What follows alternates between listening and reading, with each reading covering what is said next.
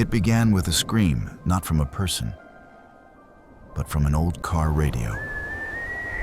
That night, outside the abandoned asylum, the sound didn't just echo through the cornfields, it clung to Wendy's soul. And what followed her home that night would haunt her for generations.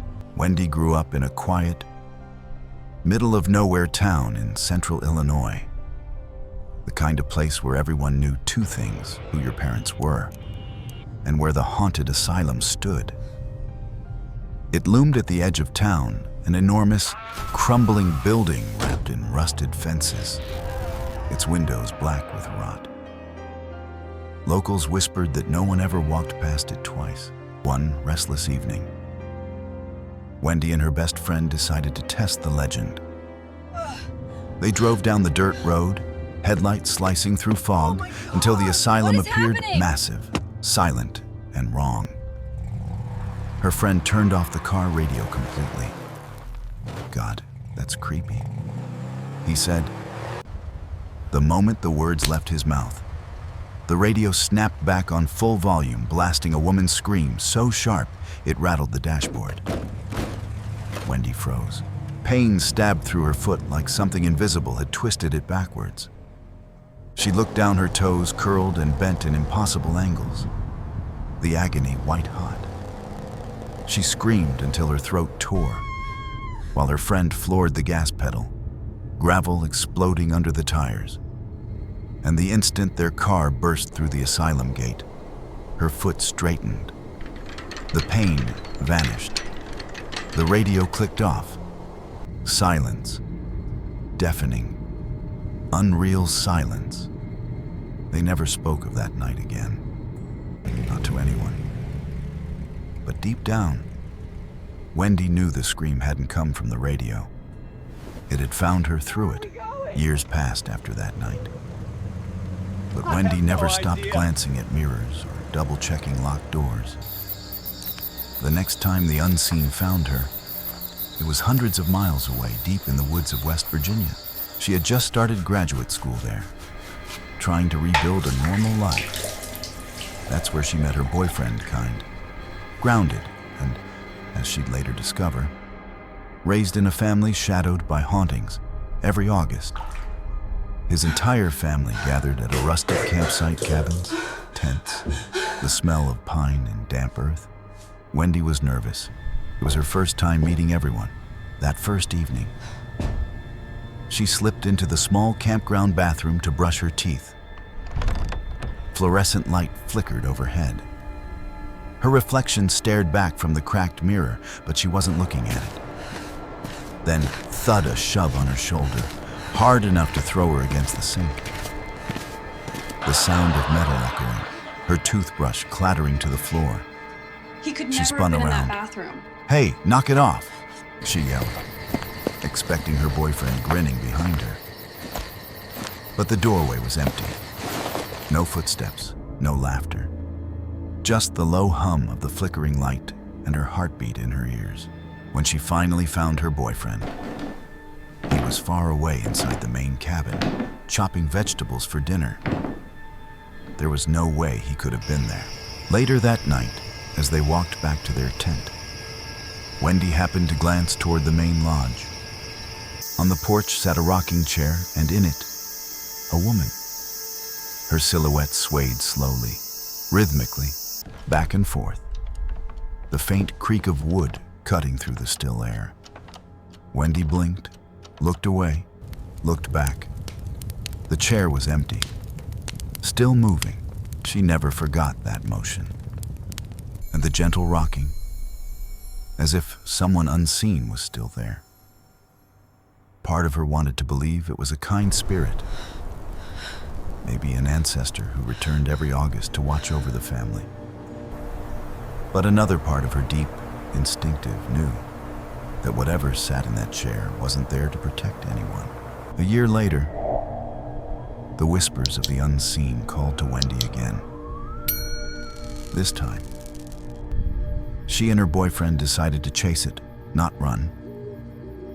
They signed up for an overnight ghost tour at Trans-Allegheny Lunatic Asylum. the most haunted place in West Virginia.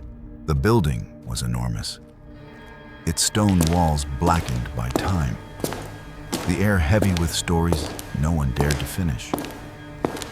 When night fell, flashlights were forbidden. The tour guides vanished down distant hallways, leaving Wendy and her boyfriend in complete darkness, the kind that felt alive. They wandered through echoing corridors until they reached an old kitchen, rusting sinks, cold tile floors, and in the center, a single chair. "Let's rest here," he whispered. Wendy sat on his lap, his arm wrapped protectively around her waist. The silence was thick, broken only by the faint dripping of water somewhere behind the walls. Then, without warning, a wave of nausea hit her so hard, she nearly collapsed. Her stomach turned violently, her skin went clammy. "I need to get out of here," she gasped, stumbling toward the door. The second she stepped outside the kitchen, the sickness vanished. Just like that. Her boyfriend came out a moment later, the chair scraping pale, across the floor shaken. with a screech that echoes through "I the didn't want entire to tell you," kitchen and rushes out he said into the quietly. hall. "But while you were sitting on me, something was tugging my sleeve, pulling it up, slow, like fingers." Wendy's eyes widened. There'd been no one else in that room. Weeks later, the same asylum appeared on Ghost Hunters.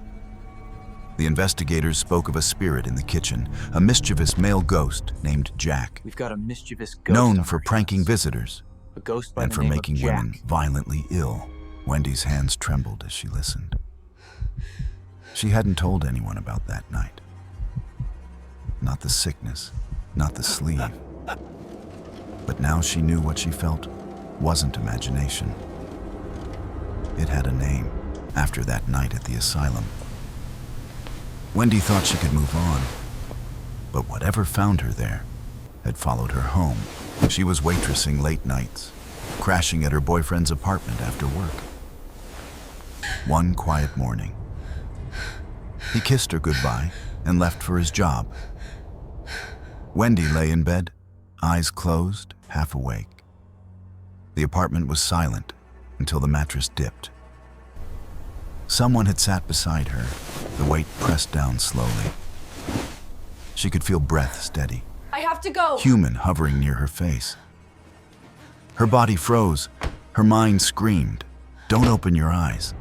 Then, the weight lifted. The room went still again. When she finally opened her eyes, no one was there. She packed her things that same morning and never slept there alone again. Months later, Wendy moved into a townhouse with a classmate. The place was old, with thin walls and creaking pipes normal enough. What just Until happened? one night, while she was watching TV, a canvas covered with photos launched itself off the wall, sailing 3 feet across the room before slamming to the floor. It hadn't fallen, it had been thrown. A few weeks later, as she studied in her room, a thunderous bang, bang, bang shook her door. Heart pounding, What was that? she yanked it open. The hallway was empty except for the closet. Its 3 doors stood wide open, and everything inside, blankets, pillows, air mattresses, was hurled across the floor as if something inside had exploded that night. She told her roommate what happened. Her roommate laughed I just do nervously, not understand brushing it it. off until they both heard it. I do A not low, understand why this guttural happened. growl, right between them. Not from a pet, not from a neighbor from thin air. It was deep, animal, and furious. Her roommate stopped laughing. After that, she started going home every weekend. Weeks later, Wendy's mother, aunt, and cousins came to visit. The townhouse was full of laughter for the first time until midnight came. Wendy awoke to a sound. Her mother was mumbling in the dark, voice strange, unfamiliar. Wendy blinked. Well, that's what happens. Her mother stood up, swaying, whispering in a language that didn't exist. It has been a Mom, long no week. response. Just the sound low, rhythmic, like a chant. When Wendy turned on the light, her mother's face wasn't hers anymore. Wake up! Her eyes Wake up! unfocused, her expression slack, as if someone else were wearing her skin. Panicked, Wendy ran downstairs for her aunt. The moment her aunt entered the room, Oh my... her mother God. collapsed into a chair, blinking, confused. We have to go, now! She said she'd felt something jump into her, then leave when her sister What is arrived. it? They're here! Her leg cramped badly, like Are it you had been okay? twisted by invisible hands. Years later, her mother still swears something entered her that night. Wendy doesn't argue, because deep down, she knows the thing that touched her mother had once touched her. The following year, Wendy finished school and married the man who had stood by her through every shadow. They found what seemed like a dream, a small, quiet lake house owned by his family. It sat on a ridge of rolling grass, sunlight sparkling on the water below. The rent was cheap, almost too cheap. Only later did they learn the truth. That house stood on the very ground where soldiers had once screamed, bled, and died a forgotten Civil War battlefield. Their first night there. The rooms were empty except for 2 sleeping bags on the living room floor. Outside, the wind moved through the trees like distant whispers. Wendy fell asleep listening to the rippling water. Then the nightmare came, in the dream. She was lying exactly where she slept, her husband next to her. The house was silent, but down the hallway, something crouched in the dark. It wasn't human. Its body was twisted, jointed wrong, with too many legs, each one long and pale like bone. 2 reddish-purple eyes gleamed in the dark, locked on her. Then it charged. The pounding of its limbs against the walls was deafening. Bang, bang, bang as it raced toward her.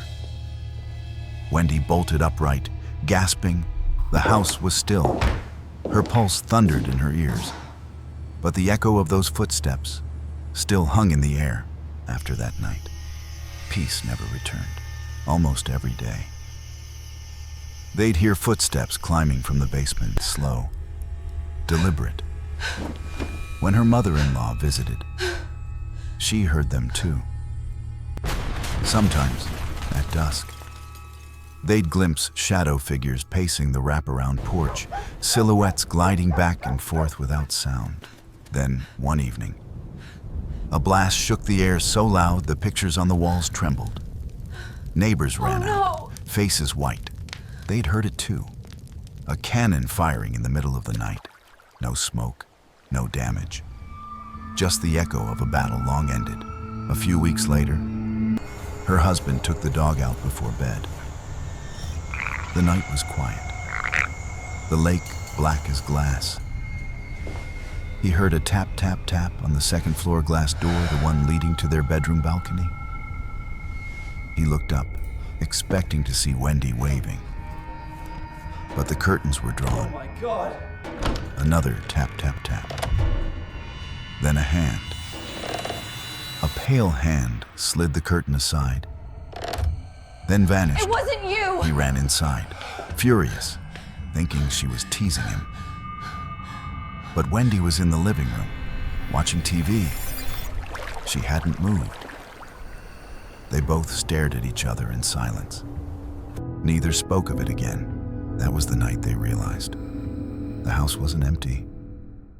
It never had been. By so Christmas good to that see year, you. Merry Christmas. Christmas. Wendy and her husband decided to Merry escape the lake Christmas. house for a few days. They drove to his parents' home, a place the family half-joked was charmingly haunted. To Wendy, it felt less charming and more watched. The house was warm, filled with the smell of cinnamon and pine needles, laughter echoing through the kitchen. For once, everything seemed normal, until the front door opened. Click. Then that laugh. It was her sister-in-law's laugh, loud, bright, impossible to mistake. Wendy smiled automatically. "Oh, she's home," she said, glancing at her mother-in-law. Her father-in-law turned from the stove, puzzled.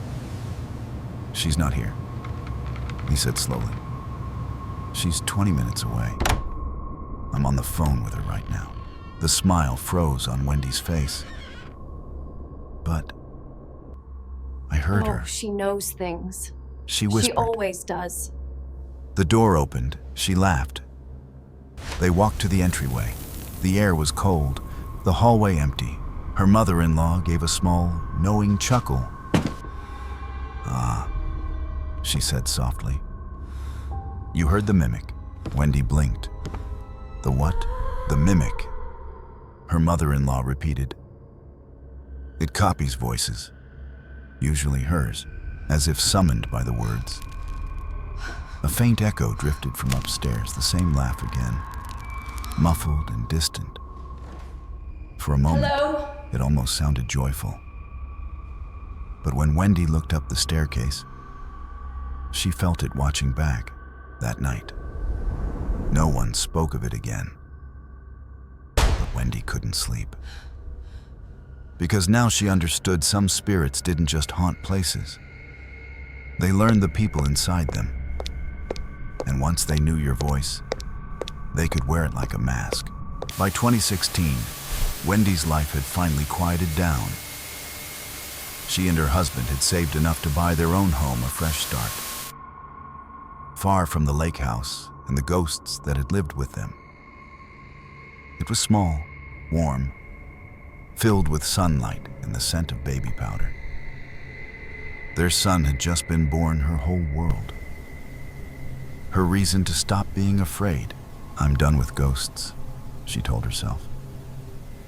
But some things don't care what you believe. One quiet afternoon, she went to check on her baby after his nap. The house was still. The only sound, the hum of the baby monitor. As she reached the door, she froze. A woman's voice was singing inside. It wasn't eerie, it was gentle, almost tender. A lullaby, humming softly. The kind a grandmother might sing while rocking a child to sleep. Her heart pounded as she threw the door open. No one. Her son sat in his crib, smiling not at her, Darling. but at the corner of the room. His tiny hands reached towards something invisible. And for the first time in years, Wendy didn't feel fear. She felt warmth. A strange, comforting warmth that filled the air, wrapping around her like sunlight after rain. She whispered, "Grandma." The air shifted, a faint scent of her grandmother's perfume. Lilac and soap drifted past. The singing stopped, and Wendy knew whoever had sung that lullaby wasn't there to harm them. For nearly 10 years after that, the house stayed silent. No doors slamming, no whispers, no footsteps, just peace. But peace, Wendy would learn, doesn't mean the story is over. Sometimes, the quiet only means something is waiting. For almost a decade, life had been ordinary. Wendy became an audiologist, surrounded by machines, science, and logic. A world where everything could be measured, explained, until the day something answered her from the next room. It started late one evening. She was locking up her clinic, lights already off, purse in hand. Then the phone at the front desk rang. Not just any call, the tone told her it was internal. Coming from another room, the lab, but she was alone. Her stomach dropped. She picked up the receiver. Silence. Not static, not breathing, just nothing. She walked into the lab, half expecting to find a prankster hiding there. The phone was still on the hook. The next day, she told her co-workers. They laughed, teased her about the office ghost. But that laughter didn't last long. Soon, lights began flickering. Hello? Doors creaked open on their own. Handles jiggled like someone trying to enter, even when the hallway was empty. Once, a patient called out from an exam room. "Are you trying to come in?" Wendy rushed over, but she hadn't touched the door. The woman swore the handle had twisted, rattling violently. Then came the day both Wendy and the lab technician saw him.